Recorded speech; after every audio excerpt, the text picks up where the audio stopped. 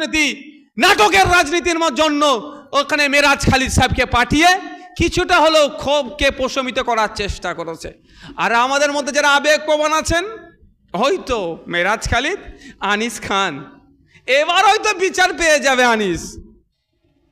কি হলো? আমি ওই সময় বলেছিলাম আমাদের রাজ্য কমিটির কিছু নেতৃত্বদেরকে, ওই আর বিচার পাওয়ার হতে গেলে দুষ্কর আছে, মমতা ব্যানার্জি যা খেলা খেলছে, কারণ ও ওখানে জ্ঞানমান সিংকে না পাঠিয়ে ও ভাই ভাই দেখাতে যাচ্ছে, ভাইচারা দেখাতে চাইছে। এই নোংরা রাজনীতির ফাঁদে আমাদের পড়লে হবে না, এ তো নাটক হয়েছে। নাহলে আজকে 2 বছর অতিবাহিত হলো, 2024 চলছে, এখনো পর্যন্ত ওই কয়েকটা সিভিক ভলেন্টিয়ার ছাড়া, যদিও তারা শুনছি জামিন পেয়ে গেছে, দুটো সিভিক ভলেন্টিয়ার তো যায়নি, গিয়েছিল তো ওখানে আরও পুলিশের অফিসার বা যাদের নির্দেশে গিয়েছিল তাদেরকে জিজ্ঞাসাবাদ, তাদের মধ্যে কতজনকে অ্যারেস্ট হয়েছে। আমি তো মিথ্যা বলতেই পারি, আপনারা জানেন, একটু আনিসের পরিবারকে জিজ্ঞাসা করুন, জানতে পারবেন আপনারা যে কি অন্যায় হয়েছে বা যে অন্যায়টা হয়েছে এখন কজনকে অ্যারেস্ট করেছে। খোঁজ নিলে দেখা যাবে। ওই কয়েকজনকে সেই সময় দেখিয়েছে মানুষ, যে বাংলার মানুষ, জাত ধর্ম বর্ণ নির্বিশেষে একটা কলেজ পড়ুয়া ইউনিভার্সিটির এক ছাত্রের সাথে যে অন্যায় হয়েছে, তার ধর্মীয় পরিচয় না দেখে, তার জাত কি, তার বর্ণ কি না দেখে বাংলার মানুষজন রাস্তায় নেমেছিল, প্রতিবাদ করছিল। বাংলার রাজনীতি উত্তাল হয়েছিল, মমতা ব্যানার্জি ভয় পেয়েছিলেন। তড়িঘড়ি এটাকে ধামাচাপা দেওয়ার জন্য, ঠান্ডা করার জন্য মেরাজ খালিদ সাহেবকে ওখানে পাঠিয়ে দিয়েছিলেন, অতটুকুই। আর আপডেট কি? আর আপডেট নাই। ওনার ফেভারিট ছাত্র ছিল আনিস খান, ওনার ফেভারিট ছিল, কিন্তু ফেভারিট এখন যে বিচার পেল না, সেটা কি এখন ওনার মনে পড়ছেন না? ওনার কি এখন আর মনে পড়ছে না যে আনিস নামে এক ছেলে ছিল, হাওড়া জেলার আমতাতে বাড়ি, তার পুলিশ পাঠিয়ে ওকে হত্যা করা হয়েছে, যারা গিয়ে হত্যা করলো তাদের বিচার হওয়া দরকার। 1 মাস তিনি টাইম চেয়েছিলেন, 1 মাস অতিবাহিত হয়ে যাচ্ছে, এটা কি মনে পড়ছেন না? আমার মনে হয় তো মনে ওনার পড়ে সকাল বিকেল, কিন্তু উনি যে বিগত দিন থেকে যেটা প্র্যাকটিস করে আসছে সেটাকে তিনি কন্টিনিউস রাখতে চান। ক্ষমতায় আসার আগে বলেছিলেন 6 মাসের মধ্যে শিল্প করে দেব। 12 বছর পার হয়ে 13 বছরের দিকে এগিয়ে যাচ্ছে এই সরকার, একটা সেফটি পিন তৈরির কারখানাকে এখন উদ্বোধন করতে পারলো না, নতুন শিল্প আনতে পারলো না। বছর বছর শিল্প সম্মেলন করছে, শিল্প সম্মেলন নামে মৎসব হচ্ছে, শিল্প সম্মেলনের শেষে ডেটা দিচ্ছে কত হাজার কোটি টাকা ইনভেস্ট হবে, কিন্তু পরের বছরে শিল্প সম্মেলনের শুরুতে বলছে না বিগত বছরে কত টাকা ইনভেস্ট করে কত বাংলার ছেলেমেয়েরা চাকরি পেল, বাংলার রাজস্ব কত আসলো, সেই ডেটা হাত দিচ্ছে না। উনি প্রমিস করতে প্রস্তুত আছেন, আর প্রমিস ব্রেক করার থেকে আরও বেশি তিনি প্রস্তুত আছেন। 6 মাস পার হয়ে যাচ্ছে, এখনও শিল্প আসছে না। সেই সময় তিনি বলেছিলেন, তিনি তখন বিরোধী দলের ছিলেন, যে সরকার কেন্দ্রীয় সমহারে দিয়ে দিতে পারে না, সেই রাজ্য সরকারের রাজ্য ক্ষমতা থাকা অনুচিত, এই ধরনের কথা বলেছিলেন। আর আজকের দিনে ডিএর কথা বললে কি বলছে? ঘেউ ঘেউ করবেন না, আরও অনেক ধরনের শব্দ প্রয়োগ করছে। তার মানে আমি যেটা বলতে চাইছি যে উনি প্রমিস যেগুলো করেন সেইগুলো একদম ভাঙার জন্য আগে থেকে প্রস্তুত নিয়ে থাকেন, যেগুলো আমি পূরণ করব না। এটা কি হিন্দি সিনেমার ডায়লগ আছে না, যেটা আমি বলি সেটা করিনি, আর যেটা করব সেটা বলিনি, তো ওই ধরনেরই একটা এনার মাথায় ঘোরেন।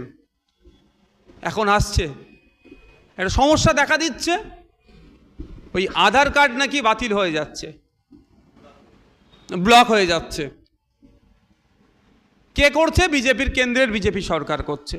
2019 সালে এই আধার কার্ড, সিএ, এনআরসি নিয়ে কে বলেছিল আমাকে ভোট দাও, আমার লাশের ওপর দিয়ে নাহলে এনআরসি করতে হবে, সিএ করতে হবে?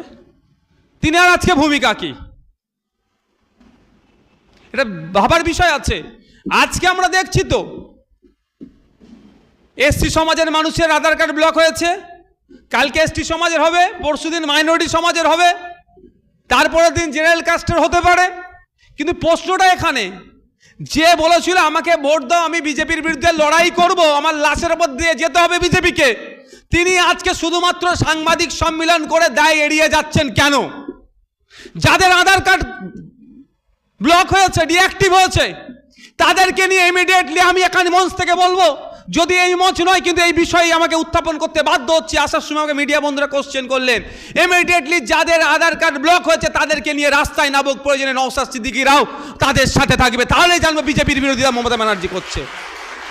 রাস্তায় নামবেন, সাথে সাথে তাদের হয়ে আইনি লড়াই দেওয়ার জন্য লয়ার তৈরি করুক। লয়ার তো আছেই, কপিল সিব্বলকে লাগাচ্ছে কার জন্য জানেন? কুরবান শাহ। তৃণমূল সরকার লাগাচ্ছে, সুপ্রিম কোর্টে দাঁড় করাচ্ছে কপিল সিব্বলদের মতো দামি দামি লয়ারকে। তৃণমূলের পঞ্চায়েত সমিতির সহসভাপতি, ব্লকের যুব প্রেসিডেন্ট, প্রধানের স্বামীকে খুন করলো। যারা খুন করেছে অভিযোগ, তাদেরকে বাঁচানোর জন্য রাজ্য সরকার এই ধরনের নামি দামি যদি লয়ার সুপ্রিম কোর্টে ফিট করতে পারে, তাহলে আমাদের রাজ্যের যাদের আধার কার্ডকে ব্লক করেছে এখনো পর্যন্ত শুধু সাংবাদিক সম্মেলন করে নাটক না করে কেন আইনে দ্বারস্থ হচ্ছে না, এই প্রশ্নটা আজকে এই মঞ্চ থেকে তুলতে চাই। শুধু তো নাটক চলছে। 2024 আসছে, লোকসভা নির্বাচন আসছে, আরও নাটক হবে। আমি আপনাদের কাছে অনুরোধ করব, এটা রাজনৈতিক মঞ্চ নয়, আমি ভোটের কথা বলবো না, তবে সজাগ সতর্ক থাকবেন। কারণ বিগত দিনে দেখেছি যে কটা প্রমিস করেছে সবটাই ব্রেক করেছে। লক্ষ্মীর ভাণ্ডার দেওয়ার কথা হয়েছে, লক্ষ্মীর ভাণ্ডার দিয়েছে, এটা কিন্তু আমি বলছি না। যেগুলো সামগ্রিকভাবে ডেভেলপমেন্টের কথা বলে, যেগুলো আমি তো পূরণ করতে একটাও দেখতে পাইনি।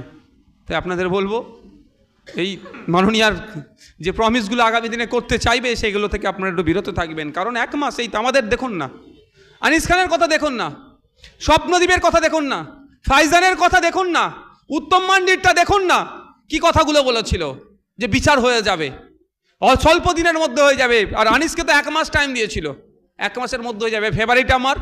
কিন্তু সেইগুলো সবই তিনি ব্রেক করলেন। প্রমিস যিনি কথা দিয়েছিলেন একটাও রাখতে পারেননি।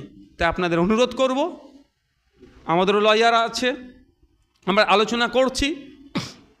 শুধু আনিস নয়, আর যেগুলো যারা বিচারে পাচ্ছে না।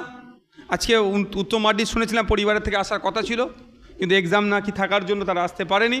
তাদের সাথে আমরা নিয়মিত যোগাযোগ রাখছি, যে যারা আমরা আমাদের পার্টির পক্ষ থেকে তাদেরকে আইনি সহায়তা দেব, যাতে তারা ন্যায় পায়, তার পরিবার যাতে দেখতে পায় যে যারা তাদের পরিবারের সন্তানের সাথে যারা অন্যায় করেছে তাদেরকে বিচারের ব্যবস্থা হচ্ছে, তারা শাস্তি পাচ্ছে। তার জন্য আমরাও লয়ার দিতে প্রস্তুত আছি, আলোচনা চলছে। এবং আনিসের পরিবারের সাথেও আমরা আছি, আমাদের সাথে সবসময় তাদের যোগাযোগ থাকে। তাদের বাড়িতে আজকে প্রোগ্রাম থাকার বলে সে আসতে পারেনি, বার্তাও দিয়েছেন যে আমরা এই লড়াইয়ে আছি। যারা মেধাকে শেষ করতে চাইছে তাদের বিরুদ্ধে আমরা লড়াইয়ে থাকবো। আমরা চাই মেধাযুক্ত ছেলেরা আসুক, সমাজে উঠে আসুক। সমাজে যেখানে অন্যায় সংগঠিত হচ্ছে সেখানে যেমন এরা ঝাঁপিয়ে